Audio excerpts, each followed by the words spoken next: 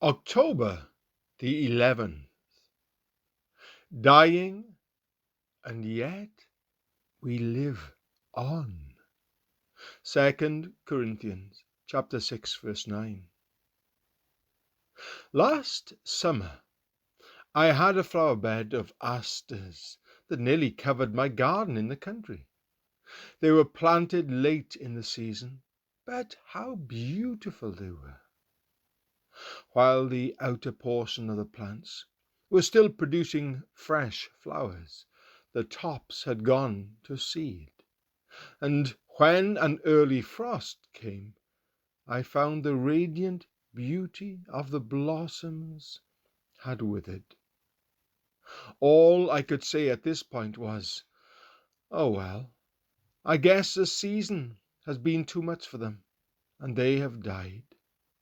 So I wished them a fond farewell. After this, I no longer enjoyed looking at the flower bed, for it seemed to be only a graveyard of flowers. Yet, several weeks ago, one of the gardeners called my attention to the fact that across the entire garden, asters were now sprouting up in great abundance. It appeared that every plant I thought the winter had destroyed had replanted 50 to take its place.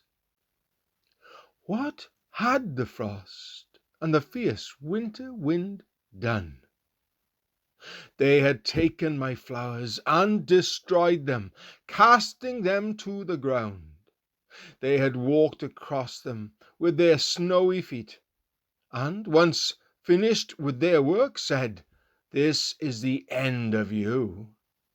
And yet, in the spring, for every one destroyed, 50 witnesses arose and said, "It is through dying we live on."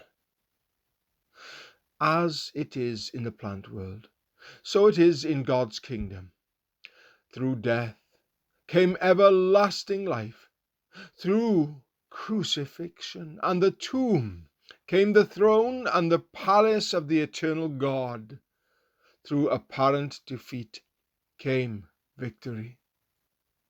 So do not be afraid of suffering or defeat. It is through being struck down but not destroyed, 2 Corinthians chapter 4, verse 9, and through being broken to pieces, and those pieces being torn to shreds, that we become people of strength. And it is the endurance of one believer that produces a multitude. Others may yield to the appearance of things and follow the world.